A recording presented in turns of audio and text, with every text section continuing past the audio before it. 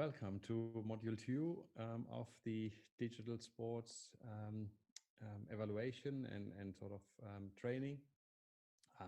Today we focus basically, or in this module, we focus on succeeding in digital transformation, which is obviously a very, very critical item to how to measure success.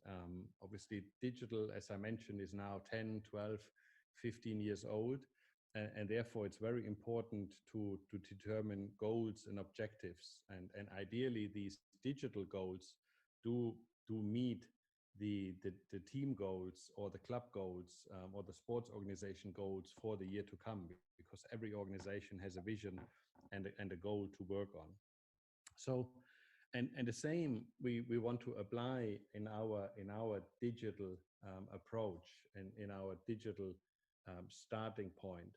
So we need to first set ourselves a lot of questions to achieve, to have a strategy, to have a plan, and to have some objectives and goals to achieve. So if you look on the left-hand side, there's very simple questions like, why social media? Determine why we should use social media and how social media can benefit my organization. Because obviously social media is a lot of information. It's a lot of users. It's very attracting and very appealing to sports organizations to be present, because in sports we have two characteristics which are very, very important. One of the characteristics obviously being that we are in sports, and sports is full of passion, and secondly, sports is full of emotions, and passion and emotion is a unique value proposition to attract a wider audience, not only locally, but also regionally, domestically, and also internationally. And that's why if you are a sports organization on international competitions, it's very, very common, as you've seen in Module 1, that your audience is really from far away as well, to want to follow and be part of your community. So once you've resolved and positively responded and answered the questions, why should we use social media? The next check you should evaluate is like, what's the status and the knowledge of the resources I have available? Is the resource I have journalistics background? Is it a young student background? Will this, if it's a student, will this student be staying for how long? Will I have to look for an alternative soon after?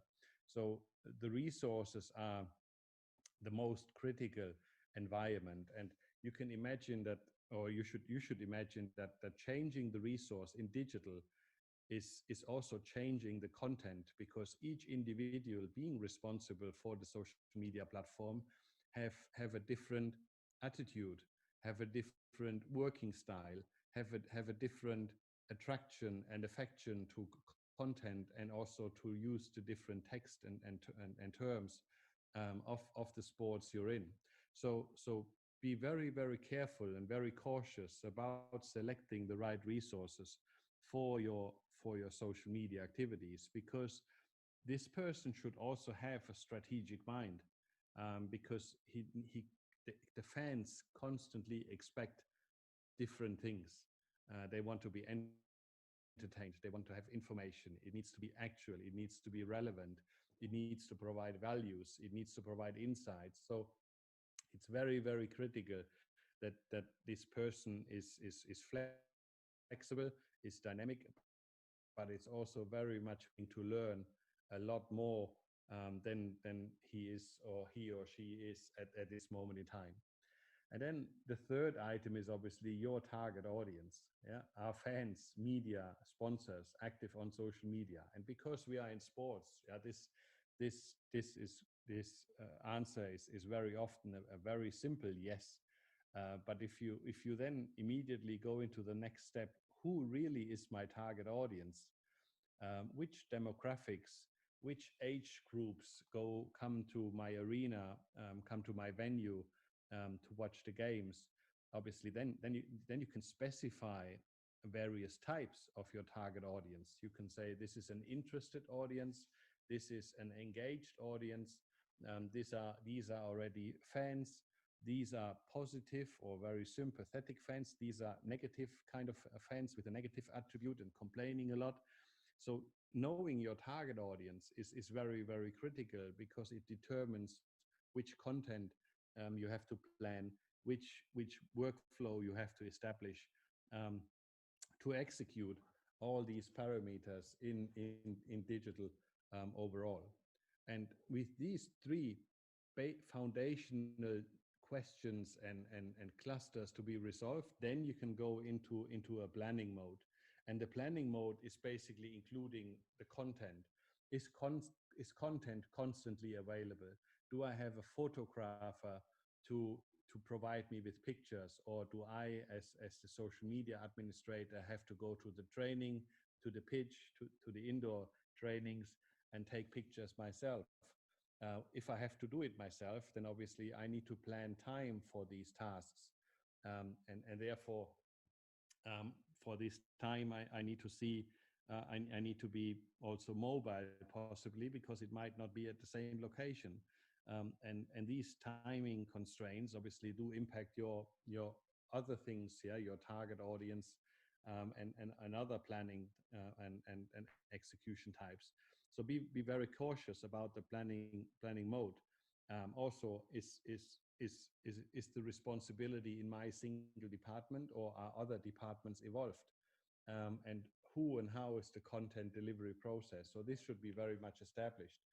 And as I mentioned earlier, because social media and social platforms being around us now for more than 10 years, it's very important to do monitoring, and track the performance of community, track the performance of the content across the social platforms you are having in place. Um, and that's why it's very critical to review those items, because yeah, you need creative data. Creative data means I need data which help me. Is my audience local? Is my audience far away? Do I post in Russian? Do I post in German? Do I post in English? And these creative data needs to give you the answers. And the same counts for all the sporting departments. So marketing does have a different need for data as ticketing. And therefore, when we look into those creative data requirements, you see that marketing department has a commercial interest. So they are interested in, is my target audience advertisement target group relevant? Can I attract sponsors to be present on digital? Ticketing and merchandising are very close to each other, because obviously ticketing wants to distribute um, tickets, yeah, wants to sell tickets across social platforms, because the weather app on the mobile device of a user often determines, do I buy it early or do I buy a ticket later? And if there's rain forecasted on a Monday for the match day next Saturday, then obviously the person will wait, because he say, oh, I don't want to stand in the rain and watch the game. I want a little bit of convenience, so I wait, yeah, until maybe Wednesday to buy my ticket. And then obviously the offline sales, yeah, are becoming less relevant, and digital becomes, for the ticketing department, more and more important to sell their products and tickets for the events. And the same is obviously with merchandising. Yeah, merchandising wants to sell shirts, scarves, and everything, and bundle these items, and therefore increasing their window of opportunities through digital is very important for the merchandising department. And obviously the media and communications department is interested on reach, yeah, on engagement, on storytelling, and all these now have to be considered into one basically consistent approach. And I've put some sort of now creative data requirements for the individual departments to make it more clearer for you. So ticketing and merchandising priorities are, how many page impressions do I have on my shop? How often does the person or the user come to my shop, yeah, come to my point of sale. Where is he located? Is he geographically near? How long does he browse on the shops windows? And if he purchase or if he cancels a purchase, we should ask the question why.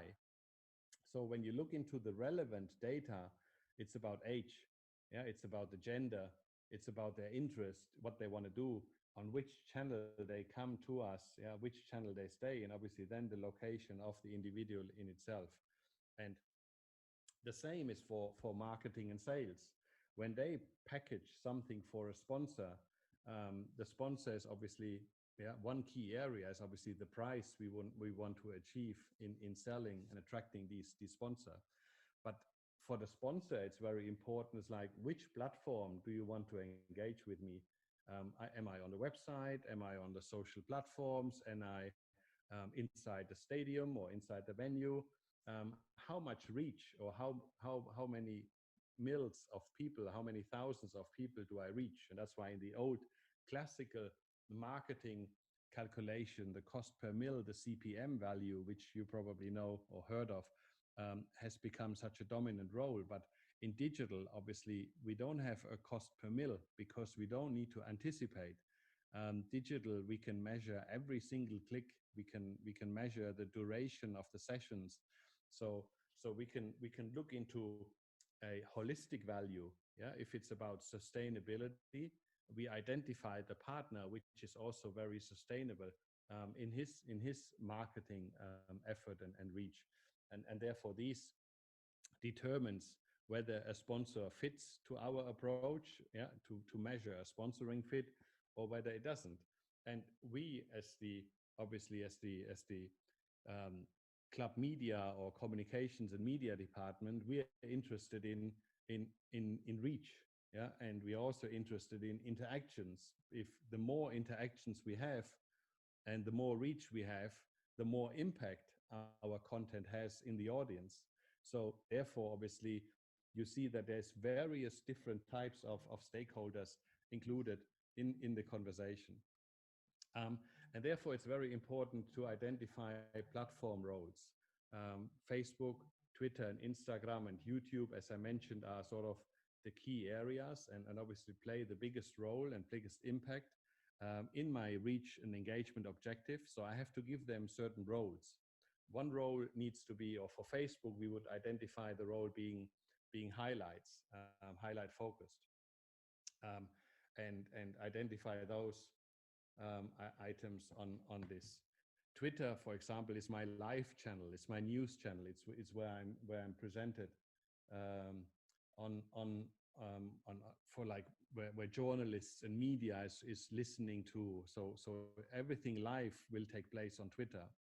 Instagram is my entertainment channel. So I focus really on entertaining the audience a lot. And YouTube is my video streaming or my video archive role. And that sort of determines really where your platform resides. And it's saying, hey, Twitter is less relevant in my location, but I can use Facebook as the highlight platform. I can use Instagram as the entertainment platform, and I use YouTube as my streaming environment. So we have now an idea of the role for the platform. We have identified, obviously, the different needs for the departments. Now we can look into an editorial plan for marketing, merchandising, ticketing, and media, where we know the platform requirements, where we know the target audience requirements and expectations, and also know our department requirements. So the target audience wants relevant, actual values as their key attributes for the content. And obviously, then we have the individual types of formats for Facebook, Twitter, Instagram, YouTube, VKontakte, the website. We can go into those different areas, but the content in itself has to be entertaining and informative. Um, there's no off switch for the internet, so it's constantly on. It's a globally available piece of content. It's because we are in sports. It's very active and very emotional. but it also enables value to the audience, which value I would determine also as knowledge advantage. Yeah, if I talk to my friends and I've read just this information, obviously I have a knowledge advantage over my friends, and that's a value for me. Yeah, being knowledgeable than my friends and talking to them and saying, hey, this is what I've seen and read and heard. So I know these things are changing, but also these things can become a revenue source, which we will focus on in module 4, the digital monetization side. So I close now with this format, in succeeding in digital transformation. I say thank you very much for your attention. Hope it provided value to you, and look forward to the next modules coming.